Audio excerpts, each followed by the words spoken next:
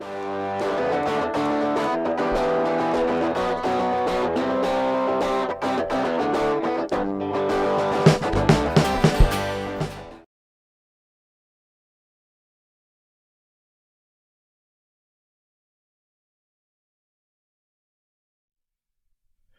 and welcome to Trinity Talk Live, water cooler conversation from a Christian perspective. Am I right this time? Am I good? All right, I started a little early before. I guess my wife was bopping her head to the theme music because it is pretty cool. And I took that as my cue to start talking, and I was premature. Water cooler conversation from a Christian perspective. I'm Ken Coughlin. And I'm Ben Lander. Ben's back! Yay, Ben! Thank you very much for coming back, Ben. So, absolutely. Hey. Thanks for joining us. If this is your first time watching the show, let me tell you a little bit about what it's about. This is what the byline says it all, water cooler conversation from a Christian perspective. What we try to do on this show is we try to talk about whatever people out in the world are talking about. What makes this show unique, however, is that we try to do it specifically from a Christian perspective. There's no shortage of places you can go online to get everybody's opinion about everything, but it's not always, the opinions aren't always, how we say, putting Christ first and trying to put Christ first in what they have to say about that. And sometimes the stories are, kind of what Christians are talking about. Sometimes they're just kind of what the world at large is talking about. And we got a mixture of both tonight as well on the plate. We do like to make the show interactive, so if you have a thought, question, whatever, you can disagree with us on anything we say tonight, I'd invite you to let us know. And the way you do that is we are live right now, both on the Trinity Joppa YouTube channel and the Trinity Joppa Facebook page. You can use the live chat on YouTube or the comment section on Facebook. I have them both pulled up right here on my handy dandy computer. And I will hopefully, if all works out technologically, unlike last week, be able to see your comments as they pop up. And as soon as we have a break in the conversation, I can read them out here in the air, and Ben and I can respond. So please, you are part of the conversation. We invite you to join in. And if by some chance I don't see the comment on here, or like last week, the YouTube wasn't showing up on my computer, my lovely wife, our producer back there behind the cameras, will let me know. Normally she has her signs, but I foolishly didn't bring them down for her this week. So she's going to make various hand gestures, mime, whatever she can do. I want to see the miming, actually. That's my preference. To let me know to look where there's a comment, so we'll see. She also has a microphone. She could always just tell me. I want to see it in mime.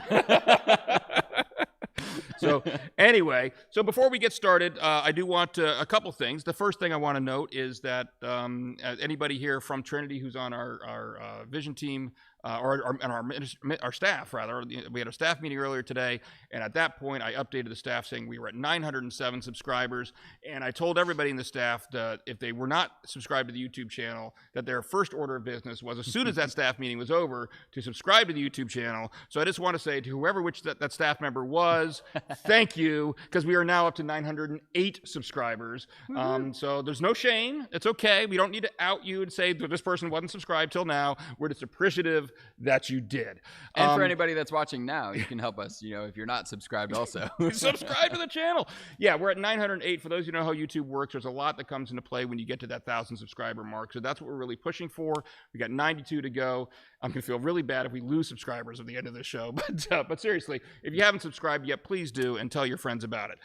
Now, before we get into our official story 1, we're going to call this story point 5. There we go. Because there's no secret here, and we've never made any secrets about it, that Ben and I are both huge Star Wars fans. I figured that's You knew this was coming, and so is my wife. Yes, Mary Kay is too. And every time I mention I'm a Star Wars fan, I have to brag about my claim to fame, with the caveat that this was a long time ago. So this is back when Star Wars Trivial Pursuit was pretty much the original trilogy. Okay. I think it was in the era when the prequel films were just starting to come out, so there were a few questions thrown in, but for the most part, he didn't give me a chance. No, I went first, and I won the game on my first turn. And so if that gives you an idea how much of a Star Wars geek I am, I mean, that's what I grew up with. I'm huge a Star Wars fan. So what just came down, yesterday morning, the new Mandalorian Season 2 trailer was out. Yes. What are your thoughts? Looks awesome. My kids actually have just started, we're watching Season 1 on vacation, and actually Levi, we got them new Tervis cups, like thermoses, and so he's got a Baby Yoda one that he likes. The Child. The name is The Child. No, it's Baby Yoda. Until they give us an official name otherwise. But I thought it was awesome. I thought, and it really looks like it's set to be ramping up. Just the scope of everything, at least that's what I've heard. The scope is ramping up, kind of like what they've done with Rebels and Clone Wars. It starts off small and then kind of the bit larger universe opens up, and so I'm excited for it. It's pretty cool. You brought in Clone Wars, you know what I gotta mention. Ahsoka Tano gonna be on season 2. What do you think about that? I don't know how I feel about bringing. I guess I'm always kind of wary about a animated character being brought into live action. Just making sure that if it's done well, then I'm all for it. I'm all excited. And I think they will. Like and it's Dave Filoni, right? Like he's the creator. Ahsoka's pretty much his child. So I think they'll do it well. Yeah. So I am excited because she's definitely one of my favorite characters. Here's why I'm excited about it. Aside from the fact that, and I tell people all the time, when I first started watching Clone Wars, I did not like Ahsoka Tano at all. Hated her. Absolutely hated her. As I think a lot of people. What's that? As a Christian, you're not supposed to hate. Okay, wait a minute. She's a fictional character. Ashley Eckstein, if you're watching, love you, the real life person who voices Ahsoka Tano. Yeah. Again, deep cut, show what a geek I am. But I did not like the character at all. She was very annoying. But as you know, especially once they got into season 3 and they kind of took that time jump. Well, season 3, right? The beginning of they took the time jump. Yeah. And just at that point onwards, like wow, they've really and I appreciated what they did in the earlier seasons with her after that point because it's like okay, because you could see the character growth. Yeah, I really like you that. have to have a character arc. All that is just for me to say that yes, I do like Ahsoka Tano as a character. But what gets me excited about it is, and what I really liked about this trailer is this trailer didn't spoil anything, but it told you what the season is going to be about. Is that the overarching theme of this season is going to be he is now on a mission to return this child to the Jedi. Yeah. And given what we know, because this is post Return of the Jedi, obviously, there's not a whole lot of Jedi lying around. Right, okay, right. It makes sense from a storytelling perspective for Ahsoka Tano to be worked in. I can see how they can do that. Yeah, so now that that's dropped, I was curious too when the rumors were leaked that Ashley Eckstein was going to be playing Ahsoka and how they were going to tie that in. Now it kind of makes a little bit more sense. It's not actually Eckstein live action. It's Rosario Dawson. Oh, I'm sorry. Yes. Yeah, sorry. Ashley Eckstein, voice actor for Ahsoka Tano. Rosario Dawson's playing her live action. But it just I can see it. So I'm excited about it because I also love Rosario Dawson as an actress. I think she's fantastic. Anyway, so that's our thoughts on. Now, there's rumors that Sabine Wren is going to be in. Yes. I don't know. I loved Rebels, so yeah, bring it on. I just don't. I don't know if that's true or not. We don't have any confirmation of that. And at this point, we probably lost half our audience. No, let's be honest. We've lost 90% of our audience. That it's like these guys are such geeks. Yes, we are. So let's move on to our first real story of the day, shall we? And let's just go from Star Wars to the Mark of the Beast. Why not? Go for it, Ben. What are we talking about here? Well, so we're not talking about the action. Well, okay. You're in trouble already. Yeah. This actually comes out of Rice University. It's News and Media Relations. So Rice University released this article stating that bioengineer reveals dissolving microneedles that also embed fluorescent medical info. And these are called quantum tattoos. Basically, that's kind of the colloquial term that's being used for them. You can probably look up more information about it to get a better feel for it than how I am going to explain it. But essentially, they are these. So this professor of bioengineering at Rice University and a team around him have basically invented this technology that it's 1.5 millimeter microneedles that contain vaccine and fluorescent quantum dots, quote unquote quantum dots, whatever those are applied as a patch. So it's like this patch that is applied to the skin, and the needles dissolve under the skin, leaving the encapsulated quantum dots, quote unquote. Their pattern can be read to identify the vaccine that was administered. The project was co-led by Rice University, and there's some ties here to the Bill and Melinda Gates Foundation coming out saying, hey, we've got a real problem knowing who's vaccinated. So the talk is about using these quantum dots to hold medical information that people will get it, and that's a way of tracking who's vaccinated and your entire medical history. So from a Christian perspective, that raises a lot of questions. Ken already anticipated one of those questions. I think that is on a lot of people's mind and what this sounds like. Ken, what do you think about Do I think this? Yeah, and I actually, beyond the article you originally sent me, of course, I'd looked at some others here that, to see, are there specifically people that are out there that are writing, that are commenting that this quantum tattoo technology is the mark of the beast? And surprise, surprise, the answer is yes, there are. So I'm going to preface my comments with this, all right? I think when we start having conversations about the mark of the beast, and this at this point, we talked about this before, about I can't remember if it was a show you were on or one of the ones you were out, but we talked about the fact that there are differences of opinions about the meaning of Revelation within the Christian church, all Orthodox, what have you. So I'm going to, for the purpose of this conversation, we're going to assume what I like to refer to as the Tim LaHaye interpretation of Revelation, okay? And I'm encompassing a lot in that, but the whole idea that Revelation is describing future events that have not yet taken place, okay? That kind of interpretation. We just need to be careful as a starting point, I think, in jumping to calling anything the mark of the beast, because here's what happens. This isn't the first time that things like this have come up. Sure. And we lose credibility. Sure. We lose. I mean, the whole idea. If we were to assume that Revelation is in fact all referring to things that have yet to happen, that are going to be happening in the future. Not speaking of the letters to the churches, obviously, but after that, things that are going to be happening in the future. Then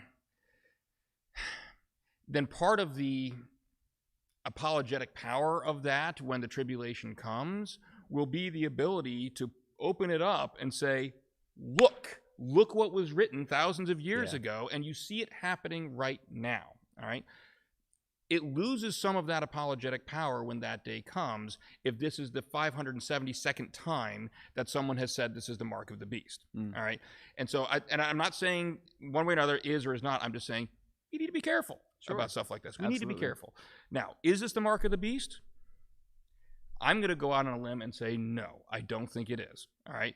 And I could be wrong. I've admitted on the show a million times that you are far more of a theologian than I am, so maybe I should have had you go first on this one, because I would have changed my opinion. But my understanding of the mark of the beast is talking about, people not being able to buy or sell without it. Now, I know, and I've read some people that are arguing that that's coming down the line with this, but that certainly is not what this is right now. This is a vaccine, and it's a mark to indicate whether you've been vaccinated or not. And so it has nothing to do with buying or selling right now. And so just from a purely biblical interpretation standpoint, I see an inconsistency there. I also wonder who, if the mark of the beast is referred to, is just that, the mark of the beast. Who's the beast in this transaction? Are we saying Bill Gates is the beast? Because I've seen other arguments saying all this traces back to Bill Gates. This is his technology. And so I think that's another thing you need to answer. I saw somebody else questioning it online that were saying, well, wait a minute, then where are the witnesses that, according to this interpretation, the witnesses are supposed to come first? And so there's I'm not saying these questions can't be answered, and if I turn out to be wrong and this is the mark of the beast, then I will gladly admit that I was wrong. I have enough questions about it that I don't necessarily see it fitting that biblical model. Now, leaving that biblical model aside for a second, I have no intention of getting this. I mean, I don't like the idea of being branded in any way, shape, or form, And so I mean, even leaving that aside, I have, whether it is or is not, I read this article. I was like, I don't think so. Get away from me. Thank you very much. Right. All right. So those are my thoughts. Go ahead and tell me why I'm wrong. No. Well, so let's see. Where do I start? Not about you being wrong. Where do I start with my thoughts? Let me clarify. Not where do I start about you being wrong. Where do I start about my thoughts on this? Because my thoughts are kind of all over the place. One thing you mentioned about, and I'm just starting here because otherwise I'll lose it, is what I've heard. Well, no, let me not start there. Just remind me. He still doesn't have his thoughts in. Like I said, they're all over the place. Okay, number one. Let me start with the scientific side before I get into the theological side. Actually, the name itself is kind of misleading, quantum tattoos, because if you know anything about quantum computing, that doesn't really fit the bill here. Really what it is a fluorescent microchip. Now, they don't really take time to explain what quantum dots are. Maybe those have something to do with quantum computing, but really what it seems more like is a subdermal implant than a actual and I don't think there's enough time on the show to really explain. I'm going to interrupt you for right now because I got to say this. This could shape the entire way you phrase the rest of your argument. Jeanette Harrington on Facebook says she agrees with me. I'm just saying, thank you, Jeanette. She agrees with me. I'm right. We're done. Next topic. Well, I agree 100% that I'm not getting it either. We do agree on that. And also, I am not going to come out and say that it is the mark of the beast. I'm not going to say one way or the other. What we have to keep in mind as far as, and I do take the same approach with Revelation, that it's prophetic and apocalyptic. And when we come to apocalyptic literature in Scripture, we have to be careful because it is by nature speculative. As we are reading it, we cannot definitively interpret until the events unfold. But and I agree with your point about us losing credibility when this is the 576th time that 572nd. I said 572nd. I'm sorry for misquoting. I gave 4 more. Well, we probably mentioned it 4 times since then. So maybe yes, right. This is the 576th. Now it's 577th. No. I agree. That does lose credibility. We also have to keep in mind, though, that there are other camps of thought in regards to Revelation. Some scholars will even say that all of the Revelation has already been fulfilled. Right. And we have to keep in mind, too, that is just as speculative because that cannot be definitively proven from the historical record. They say, well, this was fulfilled by Nero. Well, when you're talking about apocalyptic literature, it is intentionally it's vague, but still concrete enough. So we get into tricky territory when we are talking about that. And this is the other thing that I'm going to pull the pin back out that I hopefully have not forgotten about. When you were raising the question about who the beast is, I wouldn't say per se, and again, this is where that interpretation comes into play, that it doesn't necessarily have to be a person per se, but there's been interpretation that the beast is more of a beast system, wherein it could be a one world government or a one world, and there's all this talk. I know we get into whole speculation, and we're not going to dwell too long there. But there's a lot of ways to interpret this. I think it's on the forefront of a lot of people's mind, not just conservative Christians, but a broader array, because of the events that we see in the world today, I think are kind of culminating. We see just so many things that haven't happened before, just kind of all coming to a head. The and I don't know, is this one of our, the Israel UAE peace agreement was signed yesterday, and so that we talked about, is this a sign of the end times? So we see all of these things that people are like, huh. And so I'm not saying definitively, just like you said. So I'm not going to say definitively, but the one thing I will say is that I won't get it either. Well, and we will be talking about the Israel UAE thing here in a shortly. We can kind of come back around if we need to. You mentioned something that made me think of an important thing that I like to bring up when we're talking about these end times issues, and I'm probably going to get the terminology wrong, and this is just a concept from the systematic theology book I have to be reading right now, and that is not literally right now. I mean, I'm paying attention to you, but and it's the idea of almost like a stratification of doctrine, and the sense that when part of the art, the practice of systematic theology requires not just obviously you're using the resources of biblical theology. In other words, people that have actually gone through and figured out what the meaning of these individual texts are, and then you're kind of going through the big picture and trying to find what Scripture, gather all the scriptures that speak to this particular doctrine, but then there's also an element of it that is, like I say, a stratification of doctrine. In other words, there are certain doctrines, for lack of a better term, that are more important than other ones. I mean, that that deal directly with the gospel, and so obviously those are the ones that are kind of the if you were to do it as an outline, that might be the big Roman numeral. Then you got some other ones under there that are the smaller Roman numerals. We need to get make sure we get our Christology right first. And then this is kind of one of those peripheral. And so that's the only thing is this idea. While I don't want to diminish its importance, I would never diminish the importance of anything that's in Scripture. Right. Of course not. But we do have to make sure we have a proper perspective on it. And I think that one issue we sometimes have in the church is, people get very emphatic about these types of things. And I think that we should be able to, we need to keep that in proper perspective and say, hey, let's have a conversation. Let's figure, but like you say, it's like you can't even know, even the idea that this has all been fulfilled already is still speculative. And that shows you, that in of itself demonstrates the place on the strata, so to speak, that this doctrine should fall, because it's not speculative, the gospel. I mean, the main Absolutely. gospel message is not.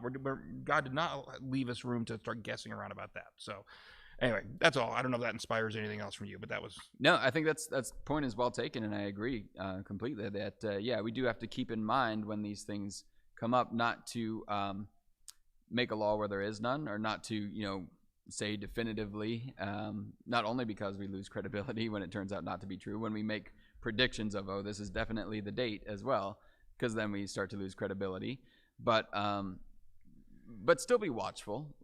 We use the gospel, we use those high priority doctrines to inform the lesser priority doctrines, right. And so we can navigate that together, keeping the main thing, and agreeing on the core doctrines while having room to discuss the less core ones. Good. Well, tell you what. I had told you that I was going to have you introduce all the stories, but I'll do one. I'll throw sure. I'll introduce this next story. This is a local story. Moving on to number 2 here, and this deals with an incident that happened here in Baltimore. The story I'm looking at was September 8th. I'm not sure if that's the actual date that this happened or not, but certainly around that time frame, where there is a Planned Parenthood in Baltimore City. It's on Howard Street. I've passed it many, many times.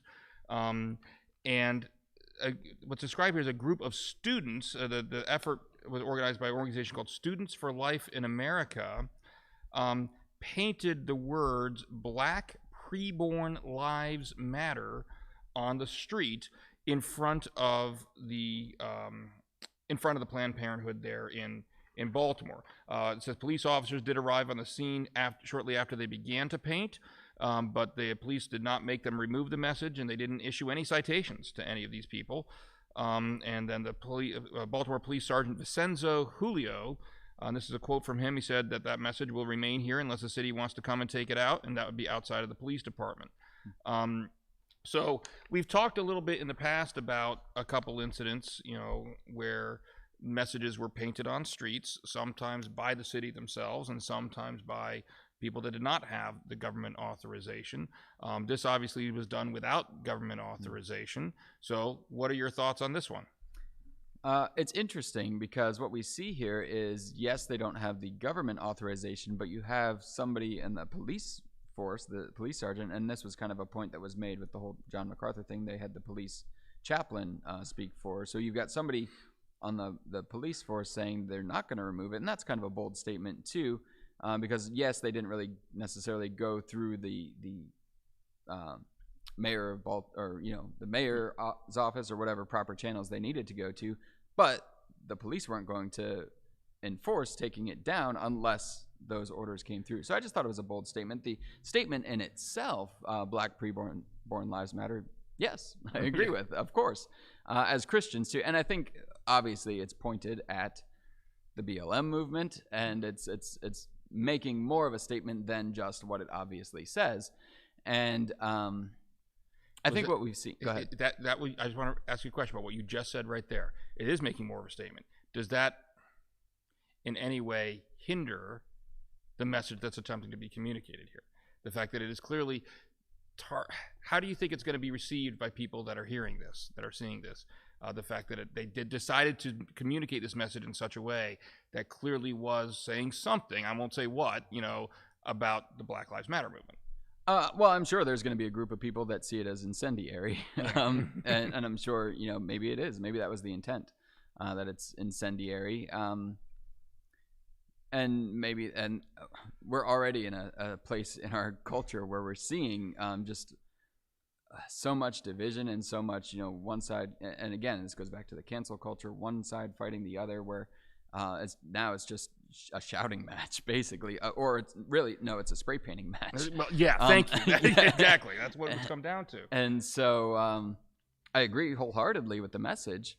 You're right. I think it's going to be more inflammatory than effective. I mean, that's my concern. I mean, okay, that's not my only concern. I like your example of the shouting match, because that's what we're seeing here. Yeah. You ever been in an argument and it's just rationality is completely flown out the window because it just devolves into whoever shouts the loudest. Yep. These spray painting battles, that's what they've become. Yep. It's like, because I can't even remember which city it was now, and I know we covered it, and that actually through the city government's approval, had Black Lives Matter painted on one of their streets. I want to say it was San Francisco, but I could be wrong about that. But I probably am wrong about that. But regardless, they and then once that happened, then of course somebody came and I think they painted over it. I think isn't that what happened next? Yeah. And then now we see this, and it's clearly well, you painted this message that we didn't like, so now we're going to paint our message, and it just it escalates. It escalates things, and so I agree. I agree with the underlying message. I mean, obviously anybody that's watched the show for any period of time knows that I'm not exactly a great ally of Planned Parenthood. They're not going to be inviting me to any of their conferences anytime soon. All right, but I worry about the method. It's Greg Kokel talking about the role of an apologist, and really he takes what he calls the ambassador model. Greg Kokel, for those that don't know, he's a Christian apologist. He's got a radio show out in California, author of the book Tactics, and he talks about the role of a Christian apologist, or somebody who's going out there defending the faith, being an ambassador for Christ, and we're supposed to be an ambassador for Christ. And some of the things he talks about is it's not just the method, but you also have to have a winsome manner. And so almost as important as the knowing what you're supposed to say and having the method to communicate it is also the manner in which you do it. And I think that when we allow ourselves as Christians to get caught up in these really culture wars, these culture shouting matches, we lose sight of that. And so here, this is a prime example in my mind where I think the message is completely defendable. It's completely, and whether it's, I don't care. I just say lives matter, preborn lives matter. It doesn't matter what the race is. I mean, they all do. And now I'm going to get people saying you said all lives matter. No, I did not, and I apologize. Isn't that illustrative of, though, that the whole rationale just goes out, and it's just you. Because you said these exact words, then you must mean X, Y, or Z. You're right, yeah, and maybe that illustrates something that I was even worried about that when I said that, But it's we need to be cognizant as Christians of communicating the message.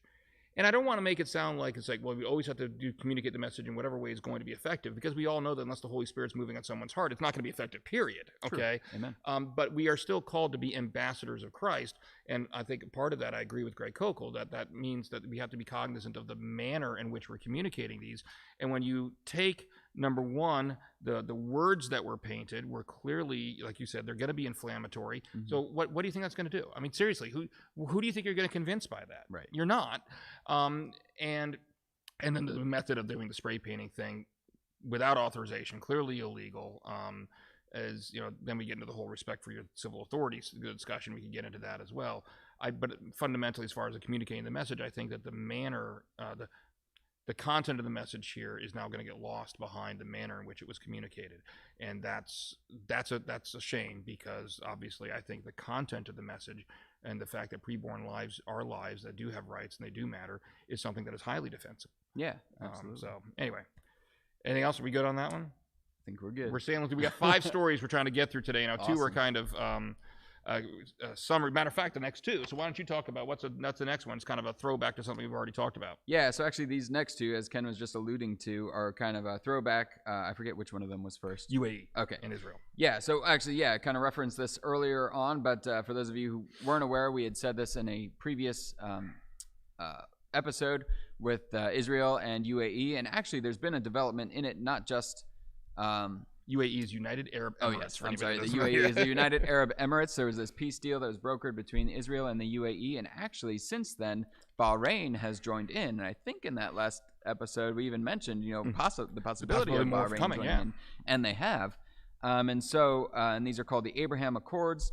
They were just signed and ratified, I guess, in Washington yesterday. Yesterday at 11 a.m., I believe.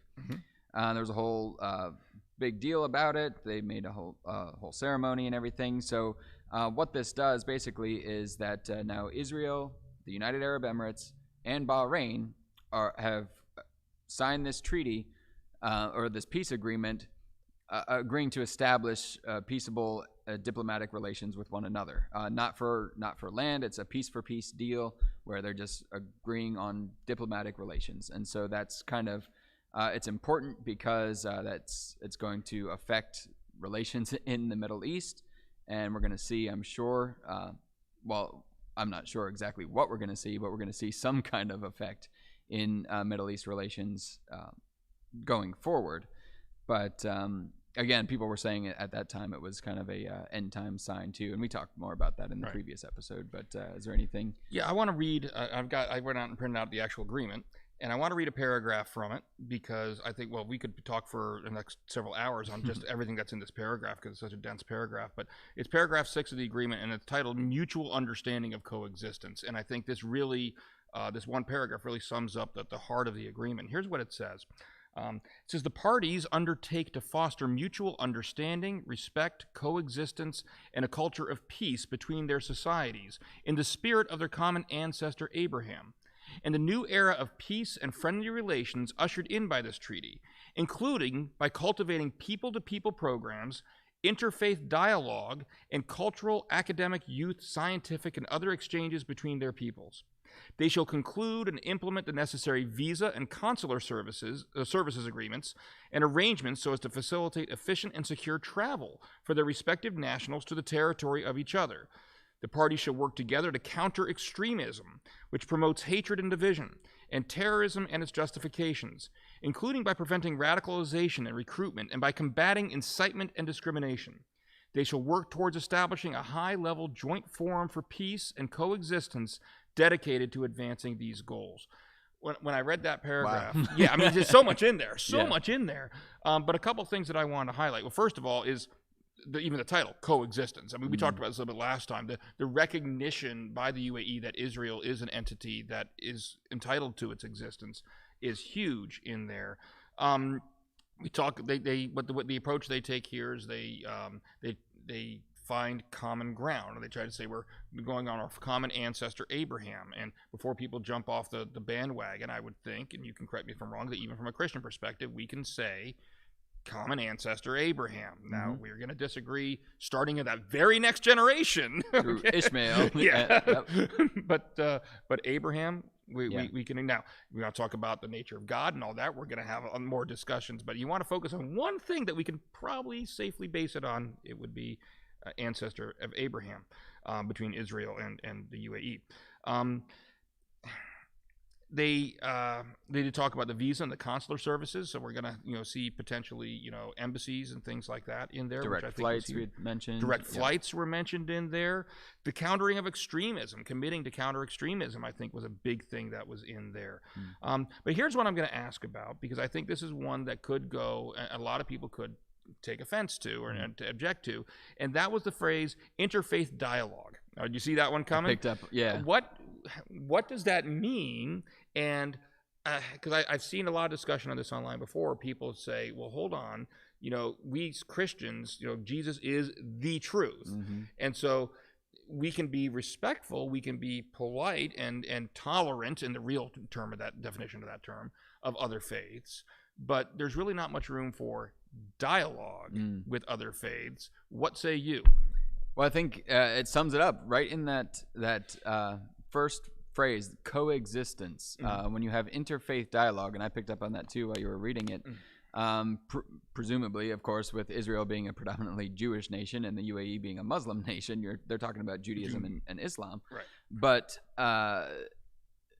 when we look at the word coexist, and I've used this before in a message, I'm sure, but the coexist is like that coexist bumper sticker where it's got all those different symbols for religions that spell out the word coexist. And the problem with that, again, I'll repeat, is that when all faiths are the problem is that everybody's got to compromise in order for all of those to be true. So if there's an interfaith dialogue aimed at, I guess that would be the question that I would have, is what is that aimed at? Right. Is that aimed at joining into some kind of amalgamated one world religion? Sorry, you didn't catch that, did you? One world religion. Oh yeah, I'm sorry. It took me a minute, but exactly. And that's, I think, what a lot of people are going to pick up on here too. And and that's one of those things, like I was saying, like So when we see these different things kind of culminating, and here's one thing, kind of going out, put on my tinfoil hat here, but it's interesting that also yesterday, did you see with all the hurricanes happening, what happened? No. There's I'm a too hurricane. busy watching the Mandalorian trailer. That was like 2 minutes. Over and over again. Okay. But Hurricane Sally, which I haven't done my research on this, so if I'm wrong, I apologize. apparently what people are saying is that Hurricane Sally made landfall yesterday as well. Sally in Hebrew is another name for Sarah. You got the Abraham Accord and Sarah making touchdown. I don't know if there's any significance there. That's why I said putting on the tinfoil hat thing, but it's just an interesting connection. And so that kind of goes away from your initial question. I'll respond to that shortly, but go ahead. Your whole initial question was, my response to that would be, what is that interfaith dialogue aimed at? And if it's aimed at just peaceable, like, if it's aimed at an amalgamation, then I definitely see that as that then other religions aren't far behind, and then now we are looking at kind of... What if it's just educating each other about what their religion are? It could be that it could be just educating about the other religions. It could just be dialogue so we can coexist, and not necessarily compromising our belief systems. But that could be an issue for some folks. Well, I think when we start to have that dialogue, not that we shouldn't have that, like you always talk about, that free market of ideas, right? We should be able to have a peaceable interaction for sure, and that's, I think, what this is all about. But they're going to have a hard time. I see a disparity between interfaith dialogue aimed at peace and combating extremism, and so if you're gonna have those on either end of the extremes. So if you're talking about not compromising but also combating extreme, I don't know. I see a disparity, but you're going to have the extremists that are going to be, well, we can't have dialogue here, right? Because that's it's anyway, it's really touchy. It's one of those terms that I don't know what I read that. My first response is, well, what do you mean by that? I mean, what do you mean by interfaith dialogue? If you just mean people of different faiths dialoguing over what the best hamburger is, okay, that's an interfaith dialogue, okay? But actually, for Muslims, they wouldn't talk about hamburger. Good point. Or Jews, rather. Sorry. Jews would not talk about hamburgers. Neither would Hindus. Yeah, definitely not. That's what I meant. But no, we're good. Yeah. You have to depend on what part of the cow. Never mind. Right. So if we're talking about it's kosher or not for the Jewish weeks, but that's my point, is that there's dialogue and there's dialogue. The question is, what are you dialoguing about? Is this supposed to be saying that you're dialoguing about the trying to come kind of compromise within your faiths? Well, you're gonna have a problem because they're contradictory. Yeah, they're self-contradictory. And in relation, I promised I'd respond to the Sally thing, and I will tell you that I have a daughter named Sarah, and I can vouch for the fact that it is an appropriate name for a hurricane. Just look at her bedroom sometimes. But that's sorry, she doesn't watch the show. It's okay. No, but my wife's just shaking her head right now. But no, here it's. And I'm not saying this is an example of that, but it made me think of another, talking about dangers. Watch, we're going to get home, and she's going to say something. It's another thing that makes me think of, just like I was saying before, we need to be careful, saying, well, this is the mark of the beast. Well, this is the mark of the beast. Well, this is the mark of the beast. Another tendency we have lots of times here in America is what I like to call like the Americanization of prophecy, and trying to make it seem like it's maybe born out of American exceptionalism, some would say, American egoism. I don't know, that we are the center of reality and everything's about us. Yep. And so you do see a tendency, I think, in the church a lot of times to look at these, biblical prophecies and try to automatically get them to fit America. And it's like, probably not. Right. I hate to break it to you, but America isn't the geographic center of biblical events. It's not even mentioned in Revelation. Yeah, exactly. We can talk about that. So, well, some people would say it is, but that's okay. But that is, and again, it's certainly not to say that there can't be any prophecies in the Bible that concern America, especially if you're talking about things that are worldwide, that have worldwide application. But I just think it's a tendency we need to be wary of, because it's almost ethnocentrism. It's trying to make our culture the central focus of everything. Everything must be interpreted through the lens of our culture, and that's a growing danger, not just in interpretation of prophecy, but I think in the Christian church by and large, is we need to understand that every one of us has a cultural lens, and even when we're one of the best things I like about reading interpreting Scripture is trying to read not just your Western interpretations of it, especially with the way the church is growing in Africa. Let's hear what people who've grown up in a completely different culture, what they have to say, and try to. It doesn't mean that the Western interpretation is wrong. I'm not saying that. I'm not saying you automatically discard that. I'm just saying that one way to check your own biases is to listen to what other people have to say who have grown up in different environments. Right. And specifically as it involves prophecy, I think we see that issue quite a bit. So understanding too that we do have our own lenses, and we can't ever fully remove ourselves from it, but when we at least acknowledge them, then that allows us to get open to it, and that's how you get to God's truth. And that's just one mechanism that I suggest. You know, one way to try to recognize your own. Another one in the book I'm reading, that same systematic theology book actually, talks about writing your own spiritual biography. If you take a moment to reflect upon what your spiritual journey has been, then and how you've come to where you are today, then that can help you recognize some of the points along that journey that might be influencing what your lens is and what you're looking at it. But just listening to other perspectives also helps you open up to what your biases and maybe recognize what your biases are. So, anyway, all right. Yeah. We good with that one? Sure. All right. I'll do the next story. I think I can handle this one, then I'll leave the tough one for you at the end. Okay. So the next story here is another one Ben alluded to that we were talking about before. I don't remember when it was, probably a month ago or so or more. We were talking about the constant battle that Chick-fil-A was having with the city of San Antonio, and their airport. And specifically the background of this was that there was a contractor. Basically, the city of San Antonio had hired this company to say, hey, go get a collection of restaurants to occupy our airport and then present this collection to us as a group, and then we'll sign off on the group, and then those groups, that collection you gathered, they'll all be able to move into the airport. And the company did this, and of course Chick-fil-A was one of the restaurants on that list.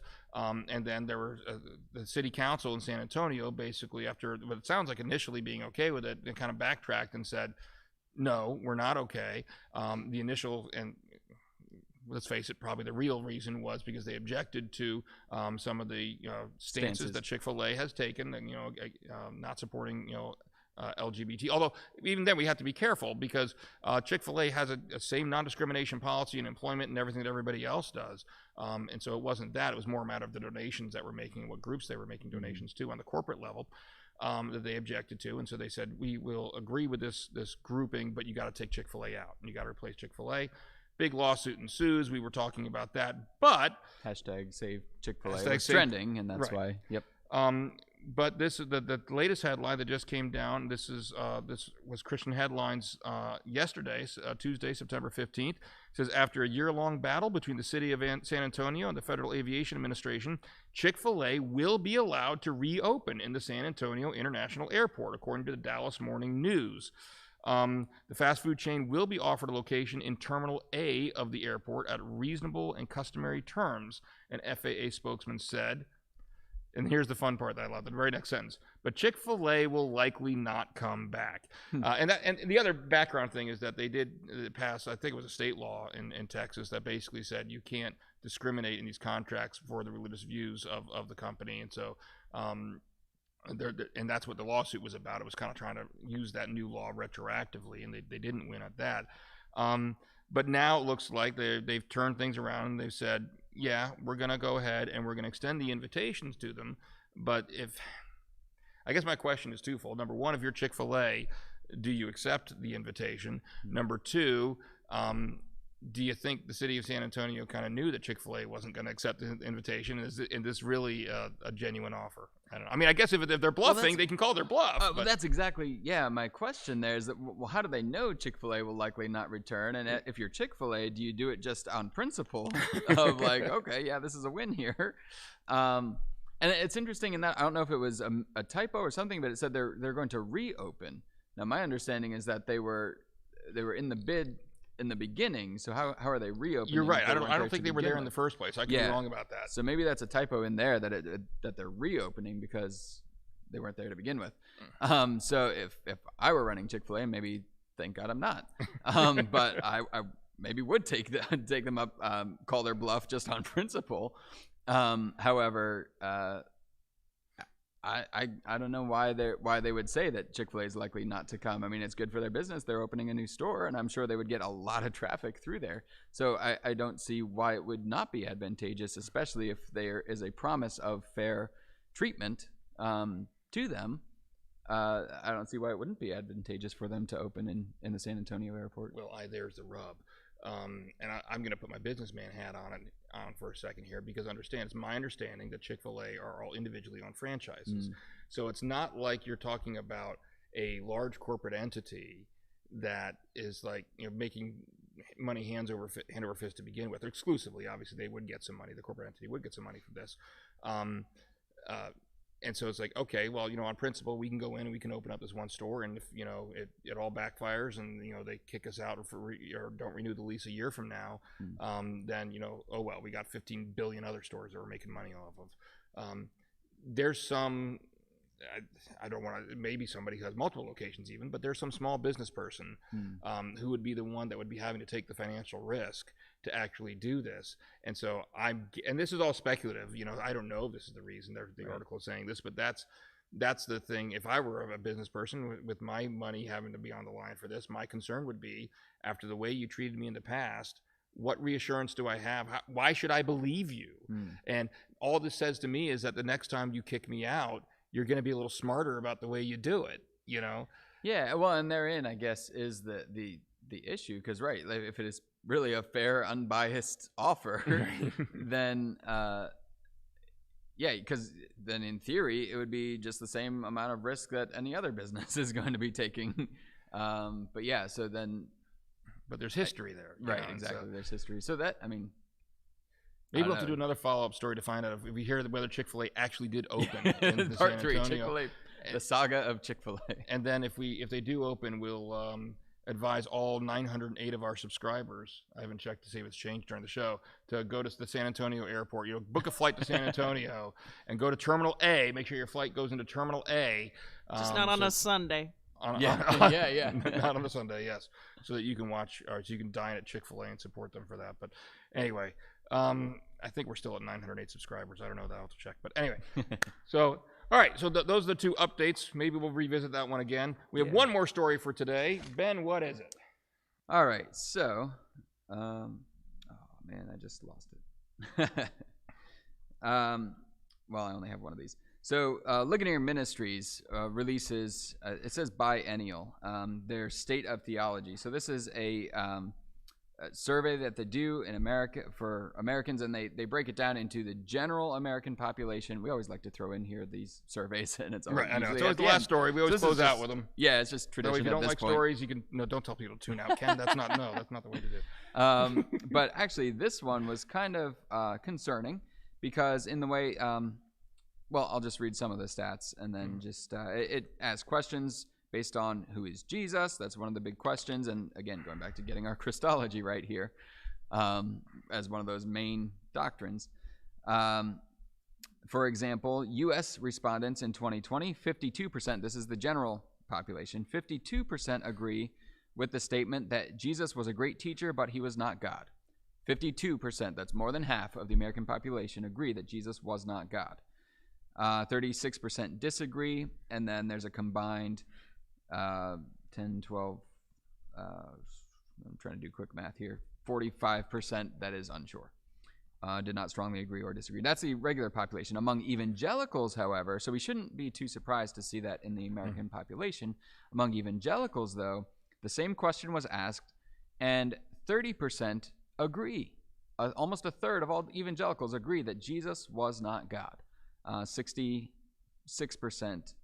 disagree with the statement that he was not God. And then there's a combined 12% that are unsure. Going on to the question of God's plan of salvation, God chose the people he would save before he created the world. So again, it's kind of a predestination kind of question. 26% of Americans agree with that, 50% disagree. Among evangelicals, 44% disagree, 38% agree. I won't go through this entire thing because it's kind of lengthy, but just there alone, there are some concerning trends among the responses here. And I don't know, Ken, with reading any of that, did any of them stick out to you, or ones that I didn't read stick out to me? For starters, I'll agree with you that the stuff about the findings we see for the general population, when we're not specifically limiting it to Christians, is not surprising at all. I mean, not in the least. I was on. I think it was while you were out. We were having a conversation about I don't remember whether it was with which McAllister it was with. We did. We did the McAllister. One of the each, McAllister marathon. We'll call it cool. when you were gone. Thank you, Ryan and Jess, by the way, for coming on.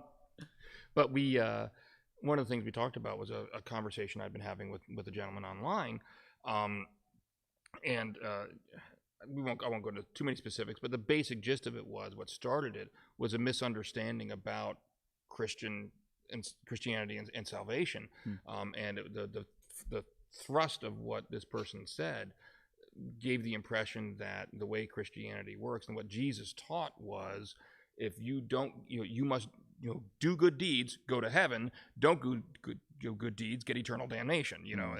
And work salvation. Yeah, it was work salvation, and it was a completely work salvation. And we had a long conversation, and eventually, because my schedule being what it is, I just had to say I got to bow out. And I think he might have said something afterwards. And if he's watching, I won't call him out by name. I doubt he is, but if he is, I didn't get to see your last comment. I apologize for that. Maybe I'll have a chance to go back and look at it later on.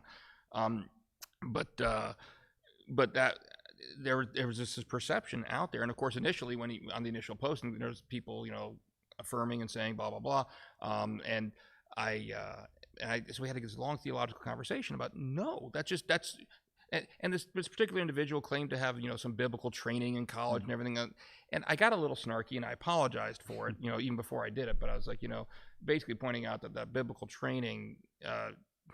I don't think I said it this way, but basically, if that's what your professors taught, you should fire your professors, because that's not what Christianity teaches at all. Yeah, so that doesn't surprise me in the least. As far as the other part of it, I got a story I think I've told on the show before. It unfortunately doesn't surprise me, even when we're talking about just Christians. And this must have been, and I keep saying 10 years ago because it makes me feel younger. It's one of those things where if it's like perpetually 10 years ago. 1990 was always 10 years ago, not 30. Yeah, exactly. No, this would have been actually probably more like 15, I'm guessing, because it was probably around 2005 or so. I was teaching a class at another church, and I can't even remember what we were talking about. It might have been, at the time, I think I was working my way through the book of Hebrews, and we were doing a Bible study on the book of Hebrews. Yes, you were. And, okay, we've got to wrap this up quickly. I just got a text from Mr. Gast saying that there's pizza for any staff staying late. So, see you next week, everybody. No. Shoot, I just said that on air. Now if there's any staff that aren't here, they're going to come back. Put in for DoorDash. We'll deliver to you. Not really. Ken will. Anyway, seriously though, but I was teaching this class, and I think it was the one on the book of Hebrews. And yes, it was. I'm sorry? It was? You remember this one? Okay. There was an older gentleman in the class, and I mean probably at least in his 70s, and we had talked about okay, hey, Mayor, take my phone. Our son's calling me. Hold on a second. I'm going to go off camera for a second. Please stand by. All right. Hopefully I'm on camera still before she took that call. So, all right. Anyway, so we had this conversation, and I was talking about we talked about the Trinity and the fact that, Jesus is God. And here's this gentleman that was, he'd grown up in the church. He was probably in his 70s. He was very honest with me and said, I'd never heard that before. I'd never heard that before. And this was back in 2005 or so. So, I mean, I can't say it surprises me. Right. It disappoints me. It's unfortunate. But it does show that we have some work to do. And here's another finding that I don't know if you mentioned this one, but this one really bothered me. And this was 63% of all respondents and 42% of evangelicals agreed with the statement, God accepts the worship of all religions, including Christianity, Judaism, and Islam. Yep. And this, Jeanette Harrington, yummy pizza for the listeners too. Jeanette, if we could communicate, if we could send the pizza through the internet, we'd be there for you. So, but anyway, that statement, it's God accepts the worship of. And you get back to what you're saying before. It's like these, when you get into like Islam versus Christianity, coexist. It's the coexist thing. Those are contradictory. It's Ravi Zacharias used to always say, there's this perception out there that, all the world religions are the same in their fundamentals, but only have some difference in their peripherals or something. But in reality, the reverse is true. They're very different in their fundamentals, and at best, there's some surface similarities. And when you really start to understand the world religions, you understand they can't be true. And how can you say that God accepts the worship of all when they don't even agree on the nature of God to begin with? Exactly. You got monotheism, polytheism. Yeah, and exactly. It's that when all religions are true, none of them are, right? So in order for that coexist thing to work, then everyone's going to have to compromise. And on not just those adiaphora, not just those peripheral issues, but on some core doctrine, just like you're saying. We differ on the core issue, mainly salvation. That is, salvation is by no other name except Jesus Christ. I am the way, the truth, and the life. If nothing else goes out, hear that these are surprising findings, and we do have work to do, that we need to make sure that foundation is strong before we even start speculating about the other stuff. You know what I'm curious about, and I don't know if she's watching or not. I kind of hope she is, because I'd really love her input on this. Lori Hinman, if you're watching this episode right now, this is for you, because I'd really love your input on this, because she does oversees our Bible studies and everything here. Here's what the question that keeps going around in my mind when we see findings like this. We pick out Bible studies for churches to do. All right. Where do you strike that balance between what people want to hear and what people need to hear when you're doing that? I don't envy her job, because that's got to be extremely difficult. Absolutely. How do you correct this? Like let's say you've got a church and we always want to talk about all the feel good stuff, or maybe, and it's not that some of the stuff isn't important. Maybe you want to do a Bible study on overcoming anxiety and things like that. That can be important, but that can't be all you do. Right. Otherwise, you end up with this. Right, exactly. And it's funny because you mentioned Lori, and I was actually just talking with her, and this actually came up. So maybe that's the Holy Spirit there. But, and I think it was, and this is going to sound harsh, but it's not. Lori, if you're still in the building, first of all, come here. You can come on the air, and then we'll get pizza together. This is going to sound harsh, but it's not me, so don't shoot the messenger. But I think it was Charles Spurgeon who once said, there will come a day where instead of having shepherds leading sheep, you're going to have clowns entertaining the goats. And again, it speaks to this whole, whatever you use, and Reese has said this before, whatever you use to draw somebody, you're going to have to use that to keep them. So if you are using carnal means to draw carnal people into the church, it's not surprising if you've got these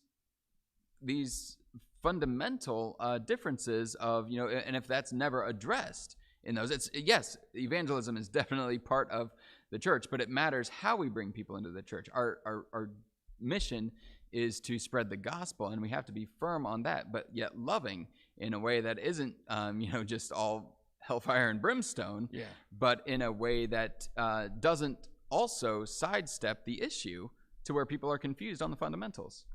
Yeah, and I don't know. I don't know what the answer is, and I think, but I do have a sense that whatever shape and form the answer needs to take, it's not going to be a simple one. It's got to be a broad-based one. In other words, you can say all you want that, well, the answer is pastors need to preach on this more. Okay, but that's only one element, one mechanism by which people get their spiritual understandings, and if you don't think that people are going to tune out of a sermon if it's not about a topic they want to hear about, you're not paying attention to snores coming from the back pew. It is true that does in fact happen, and so I agree that part of the answer has to be, hey, pastors, we need to make sure that we are teaching these truths in the messages. But I think that a lot of people's spiritual development and comes through discipleship. Absolutely. It comes through somebody that they fostered a relationship with, bringing them along. So how do we, speaking of something else that Lori's responsible for, how you doing? If she's not watching this now, maybe she'll be watching it later and say, wow, they're talking a lot about me. No, but she does a great job. But that's another part of what that's where people, I think, probably get even more of their spiritual growth through a discipleship type relationship. And so how do we strike that balance in those discipleship relationships so that people are, again, getting what they need to hear, not just what they want to hear? Well, I think it starts by meeting their needs, and not necessarily those needs that are immediately apparent. People may come with a surface issue, but we always try to look at what the far idol is, not just the near idol. People come with all kinds of hurts, habits, hang-ups, and they've got this near idol, so they've got a substance abuse problem, they've got problems in their marriage, they've got whatever. That's the near idol. What's beyond that? What's the far idol? And how do we get to that deeper core if you've got let's take the example of anxiety, you've got anxiety, then there's really a lack of peace, or what's causing that lack of peace? And so I think, it's messy stuff. Discipleship is messy stuff. It requires partnering with people and doing life together and sharing those experiences, not just to earn trust, but to then, because you got to earn the right to be heard. We've said that before. You earn that trust and partner with people and walk alongside with them. And if they trust you, then you can say things.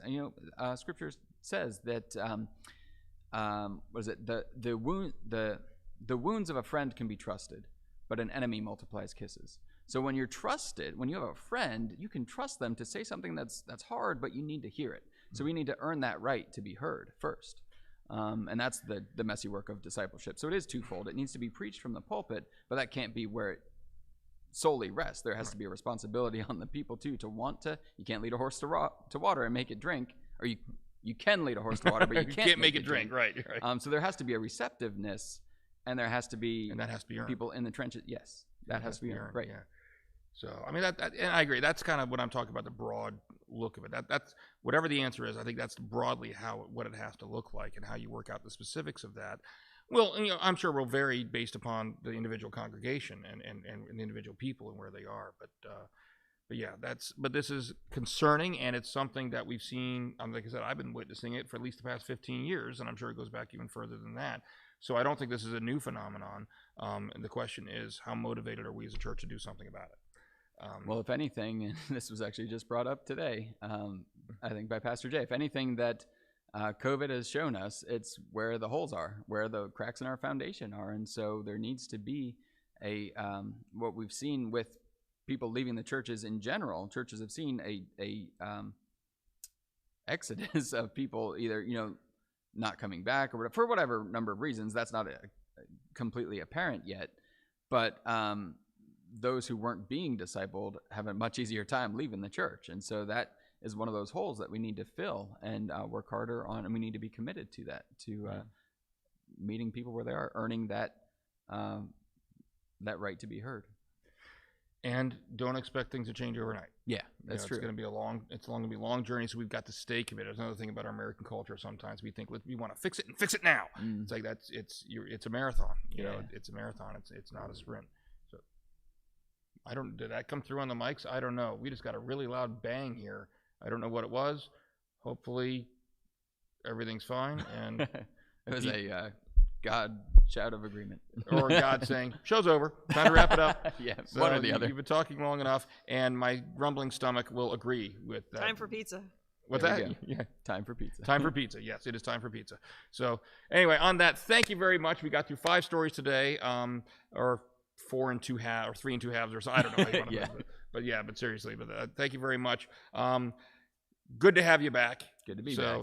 And we will be back. Speaking of back, we'll be back again this time next week. We are, if you want to watch us live, we are on 5:30 p.m. Eastern Time on Wednesday evenings. So thank you all for watching. And again, if you haven't subscribed to the YouTube channel yet, please do so. Like I said, last I checked, we were at 908 subscribers. Hopefully we're at least at that or higher since the show started, not lower. But yeah, but we really do want to try to get to 1,000. So in addition to subscribing to yourself, if you could, if you know other people, friends, family who might be interested in everything we have on this channel, please let them know. Understand it's far more than just Trinity Talk Live. We have a lot of things on this channel. Matter of fact, I just did reorganize the homepage. So if you scroll down the homepage of our channel on YouTube, you'll see there's a section down there called Trinity Kids, which we have a number of programs we produced here specifically for children, including the new Fruits of the Spirit, Kids Zone Fruits of the Spirit show that just premiered last weekend. With Professor Bibleton. Professor Bibleton, yes. And then we also have, I put, Bible studies and classes. So there's a section there for Bible studies and classes that we've held online that you can watch online as well. So a lot of stuff on there. And of course, obviously the worship services and things like that. So hopefully there's something there for everyone.